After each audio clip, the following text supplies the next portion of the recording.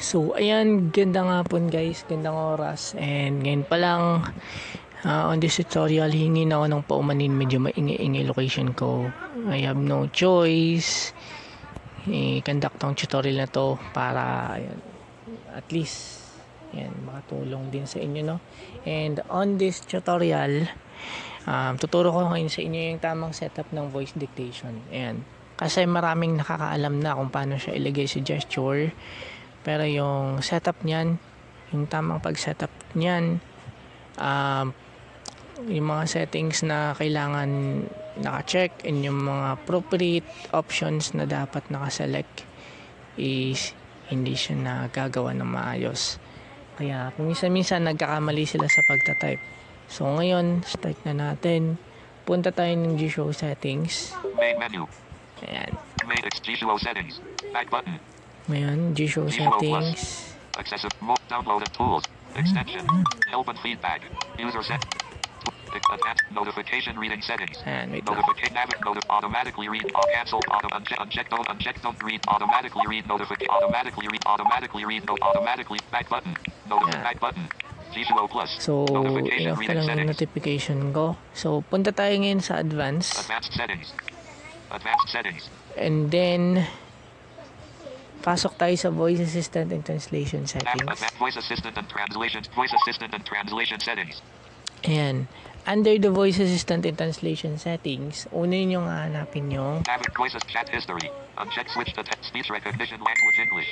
Speech recognition language. Okay, dito sa speech recognition language, currently, my default language is selected in English. So, dapat naka-English po siya. Yan. So, dapat nakalagay siya sa English. And then, next. Recognition engine, speech recognition. Ayan. Dito sa recognition engine, ilagay niyo siya sa speech synthesis by Google. Ayan. Ilagay niyo siya. Malilito kayo sa recognition engine and then sa search. Ayan. Search engine. Dito na kayo malilito. Ayan, sa recognition engine and sa search engine. Ayan, diyan na kayo malilito. Pero ilagay niyo lang siya lahat sa Google. Diyan lang sa recognition engine, speech synthesis by Google. Yan yung ilagay niyo dyan. Okay, so next. Super voice commands. Etong mga settings na to. Voice command settings. Recognition engines, voice command settings. Voice command settings. Super voice command. And voice assistant and capability settings. Huwag yun ang galawin lahat ng to kasi nakafocus lang tayo sa pag-setup ng voice dictation. So, next. Check automatically copy translation results to the clipboard. Automatically copied translation to the clipboard. Ito makakatulong to once ginamit niyo yung translation option ng G-Show. Currently sa mga nakakarack or nasa premium version lang siya available pero ginagamit. Mayroon din kasi akong crack dito ng G-Show. Ayan, medyo inaantokan ko guys. So next, source language automatic. Source language, lagyan siya sa automatic. So sa akin na automatic na talaga to. Yung pinaka-default niyan, usual automatic na. So sa target language, yung default niyan, Chinese. Pero pwede niyo siyang ilagay sa English or Filipino or yan, sa preferred language ninyo. Yan. Then, uncheck use a custom translation engine. Dito sa custom translation engine, di ko na usual ginagalaw to. Edit search engine Google. Search engine, ito nga yung sabi ko. Nakalagay lang siya sa Google. So, ang default kasi nito is Bing. So, ilagay nyo lamang siya sa Google. Ayan, next. Uncheck use voice dictation when holding your finger on the text box. Nasa sa inyo na kung i-check nyo to, pero sa akin dito naka-check. Check to append the text to the text box when using voice dictation. Ayan, append the text to the text box while using voice dictation. Ito, i-check nyo din to.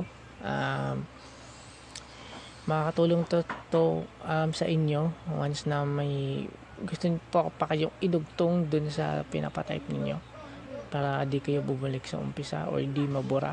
Ayan. I-append din na lang yan o idudugtong din na lang dun mismo sa loob ng edit box. Uncheck enable touch and hold to inquire about current focus. So, itong feature na to currently available to sa latest version ng G-Show. sa releases ng G-Show last Feb. Ayan. And then next, Check mute media volume while the voice assistant is listening. mute media volume while the voice assistant is listening. Ayan, naka-check yan. Sa akin naka-check yan.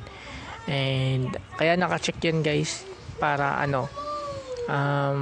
para at least kung magsasalita kayo di ma-disturb yung voice assistant habang nire-recognize niya or pinapakinggan niya yung dinedictate niyo sa kanya.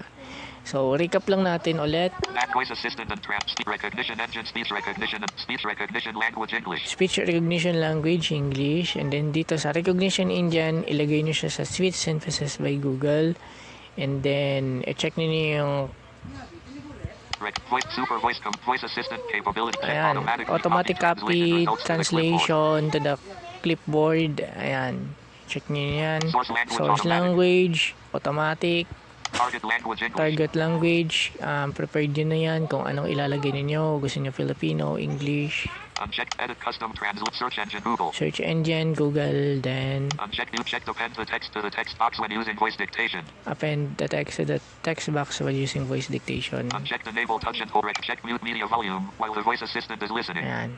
So far yan lang. Ayan, matandaan nyo yung tutorial na to. Navigate up So, button. Back button. test na natin. Visual plus. Back button. Ayan. Messenger clone. Message open audio message text box. Ito. Good afternoon. Good afternoon. Ayan. So, ito. Correct yung pagtatype niya. Then, Space afternoon. kamusta ka na? Kamusta ka na? Ayan, tama rin yung pagtatype niya. Lagyan na natin ng question mark. Question mark. Yun. Open send button. I hope. Send natin sa kabilang Message account. text box. Yan. Editing. Gumagana siya guys. Ayan na. Yung tamang pag-setup ng voice dictation. So, naway makatulong at nagustuhan ninyo yung tutorial na to. Although maingay-ingay yung location ko. And, yan. May hope na enjoy nyo tong tutorial na to. And, good afternoon.